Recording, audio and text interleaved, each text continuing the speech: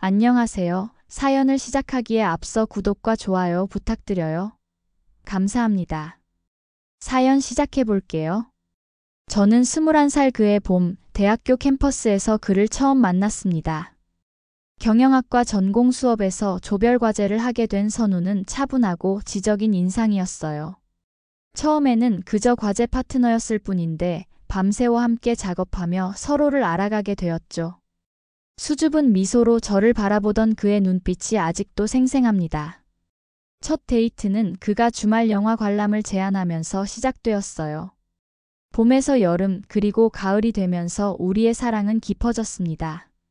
선우는 제가 본 남자 중 가장 다정하고 배려심 깊은 사람이었어요. 함께 있으면 시간이 어떻게 가는지 몰랐죠. 학교 근처 작은 카페에서 밤새 이야기를 나누고 한강변을 걸으며 미래를 그리곤 했습니다. 선우는 저와 함께하는 미래를 자주 이야기했어요. 작은 정원이 있는 집에서 각자 하고 싶은 일을 하며 살아가는 모습을 꿈꾸었죠. 저도 선우와 그런 미래를 꿈꾸게 되었습니다. 하지만 세상은 그리 녹록지 않았어요. 선우가 제게 군 입대 소식을 전한 건 우리가 사귄 지 1년쯤 되었을 때였습니다.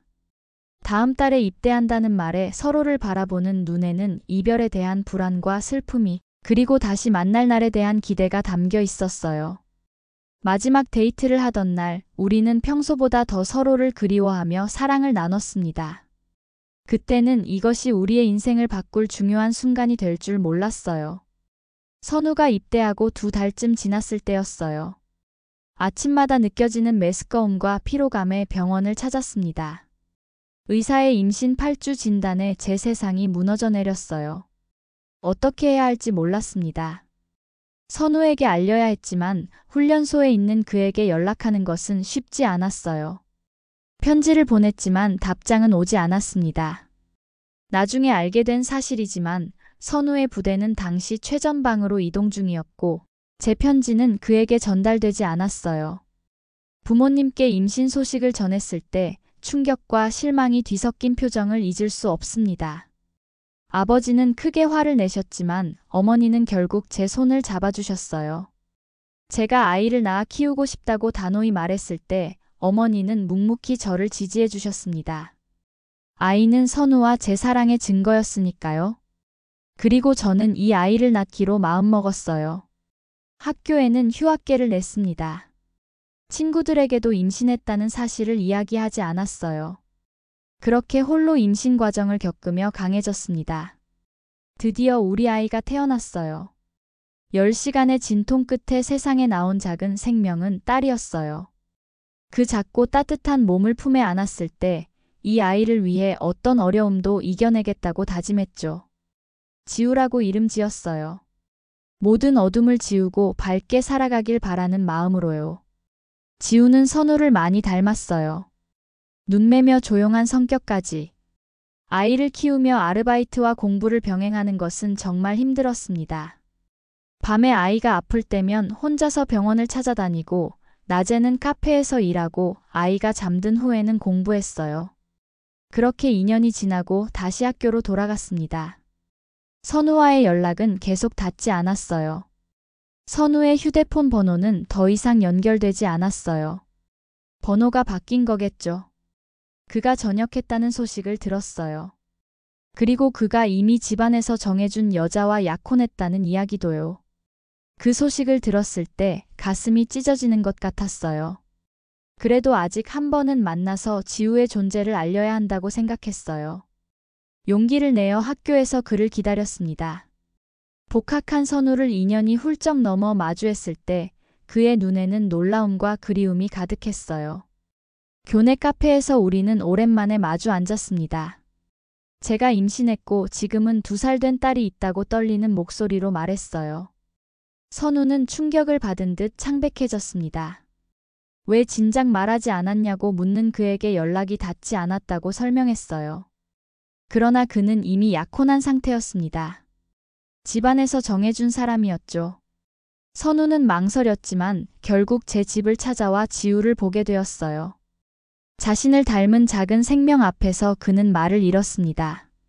그는 미안함과 괴로움이 뒤섞인 표정으로 상황을 설명했어요. 아버지의 회사와 사업적으로 연결된 집안과의 약혼이었고 쉽게 파기할 수 없는 상황이라고 했습니다. 결국 저는 지우를 혼자 키우기로 했어요. 선우는 양육비를 보내겠다고 했지만 거절했습니다. 혼자서도 잘 키울 수 있다고 그가 자신의 삶을 살았으면 좋겠다고 말했어요. 그렇게 우리는 다시 헤어졌습니다. 가끔 지우의 생일에 선물이 도착했지만 보낸 사람의 이름은 없었어요. 그것이 선우라는 걸 알았지만 더 이상의 접촉은 피했습니다. 지우에게는 아빠가 해외에서 일하고 있다고 말해주었어요. 세월이 흘러 지우는 똑똑하고 의젓한 아이로 자랐습니다. 처음에는 정말 힘들었어요. 낮에는 카페에서 일하고 밤에는 편의점 아르바이트를 하면서 지우를 키웠죠.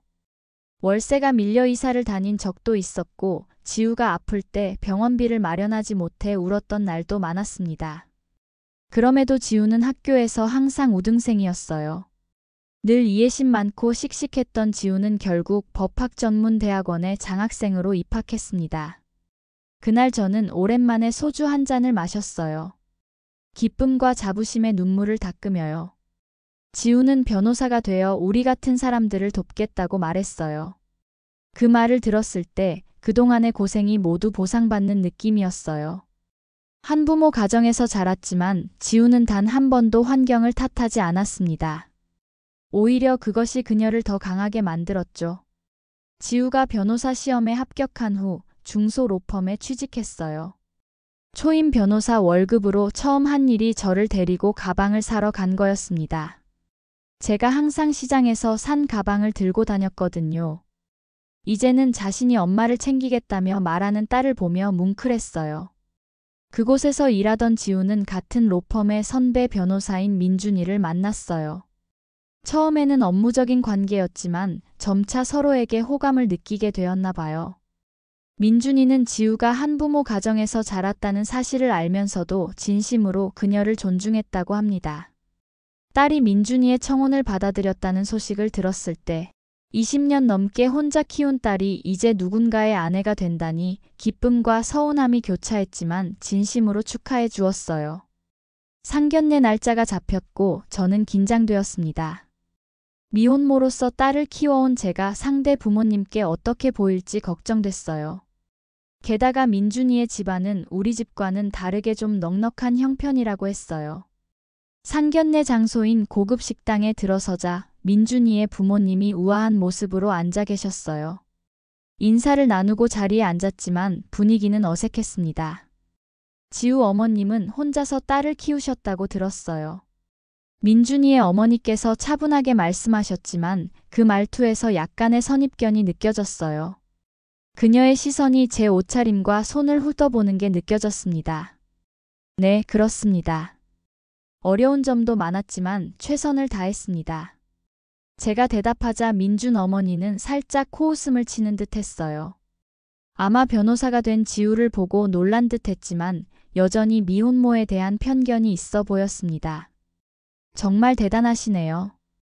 혼자서 변호사로 키우시다니. 겉으론 칭찬 같았지만 그 말투에는 의심이 묻어 있었어요. 잠시 침묵이 이어지고 음식이 나왔습니다. 식사를 하면서 민준이의 아버지는 자신의 사업에 대해 이야기했어요. 전자부품 제조업체를 운영한다고 했습니다. 대화가 이어지며 점점 긴장이 풀어지는 듯 했어요. 그런데 식사가 거의 끝나갈 무렵 갑자기 민준이의 어머니께서 직설적인 질문을 던지셨습니다. 실례지만 아이 아버지는 누구신가요? 어떤 분이신지. 사람이면 근본을 알아야 하지 않을까요? 순간 공기가 얼어붙었어요. 지우의 얼굴이 창백해졌고 민준이는 당황한 표정으로 어머니를 바라봤습니다. 제 가슴은 쿵쾅거렸지만 침착하게 대답하려는 찰나였습니다. 바로 그때 식당 문이 열리며 누군가 들어왔어요. 모두의 시선이 그쪽으로 향했습니다. 죄송합니다. 제가 늦었네요. 그 목소리를 듣는 순간 제 심장이 멈춘 것 같았어요. 20년이 넘는 세월이 흘렀지만 절대 잊을 수 없는 목소리였습니다. 선우였어요. 세월의 흔적이 느껴졌지만 여전히 그 따뜻한 눈빛은 변하지 않았습니다. 그는 테이블로 다가와 모두에게 인사했어요. 안녕하세요. 저는 지우의 아버지입니다. 그 말에 테이블 주변이 순식간에 혼란스러워졌습니다. 민준이의 부모님은 놀란 표정이었고 지우는 믿을 수 없다는 듯 선우를 바라봤어요. 아버지. 선우는 지우에게 미소를 지으며 고개를 끄덕였습니다. 그리고 저를 바라보며 말했어요. 서연아, 오랜만이야. 민준이의 아버지가 한동안 선우를 자세히 살펴보더니 갑자기 눈을 크게 뜨며 물었습니다. 혹시 윤선우 대표님이신가요? 선우테크의? 선우는 겸손하게 고개를 끄덕였어요. 민준의 아버지는 자리에서 일어나 선우에게 악수를 청했습니다. 이런 우연이. 저는 민준이의 아버지 김정훈입니다. 정훈전자 경영하고 있습니다. 업계에서 대표님 모르는 사람이 없죠. 특히 미국 시장 진출 성공 사례는 정말 귀감이 됩니다. 민준의 어머니는 혼란스러운 표정으로 남편을 바라봤어요. 선우가 누구인지 잘 모르는 눈치였죠. 정훈 씨가 부인에게 작은 목소리로 설명했습니다. 여보, 성원테크가 어디인지 알잖아. 우리보다 3배는 큰 회사야. 전자부품 시장에서는 거의 독보적인 위치에 있는. 상견례 자리는 순식간에 분위기가 바뀌었어요. 조금 전까지 저를 의심의 눈초리로 바라보던 민준의 어머니도 선우의 존재에 놀라 태도가 달라졌습니다. 민준은 약간 당황스러운 표정이었지만 예의 바르게 선우에게 인사했어요. 상견례를 마친 후 선우는 잠시 이야기를 나누자고 저희를 따로 불렀습니다. 식당 안쪽 조용한 룸으로 자리를 옮겨 셋이서 마주 앉았어요. 지우는 여전히 충격에서 벗어나지 못한 듯 했습니다. 지우가 떨리는 목소리로 어떻게 여기 계신 거냐고 물었어요. 선우는 조심스럽게 설명하기 시작했습니다. 약혼을 파기한 후 아버지의 반대로 미국 지사로 보내졌고 그곳에서 6년간 한국에 들어오지 못했다고 했어요. 계속 저희를 찾으려 했지만 아버지가 돌아가시고 나서야 자유로워졌다고 합니다. 그러나 그때는 이미 제 연락처도 주소도 모두 바뀌어 있었다고 했어요. 사람을 고용해 찾았지만 제가 이름을 바꿨다는 잘못된 정보를 받았다고 합니다. 저는 한 번도 이름을 바꾼 적이 없었어요. 그는 우연히 법조계 소식지에서 지우의 사진을 보고 직감적으로 자신의 딸임을 알았다고 했습니다. 그래서 로펌에 자문 계약을 맺어 지우를 지켜봤다고 해요. 선우의 이야기를 듣는 동안 지우의 눈에는 눈물이 고였습니다. 20년 동안 아버지가 계속 자신을 찾고 있었다는 사실에 감동한 듯 했어요. 지우는 어렸을 때부터 아버지에 대해 항상 궁금했다고 조용히 말했어요. 그렇게 우리 셋은 그날 밤 오랜 시간 이야기를 나눴습니다. 눈물과 웃음이 교차하는 시간이었어요. 지우는 자신의 인생에서 빠져있던 아버지의 존재를 받아들이기 시작했고, 선우는 지우에게 그동안의 모든 것을 말해주고 싶어 했습니다. 상견례 이후 민준의 부모님도 저희 가족의 사연을 알고 깊이 이해해 주셨어요. 오히려 그들은 지우가 혼자서도 훌륭하게 성장한 것을 높이 평가했습니다. 선우의 등장은 예상치 못했지만 오히려 두 집안의 관계를 더 돈독하게 만들었어요. 6개월 후 지우와 민준이의 결혼식이 열렸습니다. 웨딩홀에서 진행된 결혼식은 화려하지는 않았지만 따뜻한 분위기였어요. 지우는 단아한 웨딩드레스를 입고 대기실에서 제 손을 꼭 잡았습니다. 그때 문을 두드리는 소리가 들렸고 선우가 들어왔습니다. 그는 긴장한 표정으로 서 있었어요. 이 6개월 동안 선우는 조심스럽게 지우에게 다가갔고 두 사람은 서서히 아버지와 딸로서의 관계를 쌓아가기 시작했습니다. 지우가 선우에게 함께 입장해달라고 부탁했고 그는 기쁨과 감동에 눈물을 참지 못했어요. 결혼행진곡이 울리고 선우는 지우의 손을 잡았습니다. 걸어가면서 20년 전으로 돌아간 듯한 기분이 들었어요.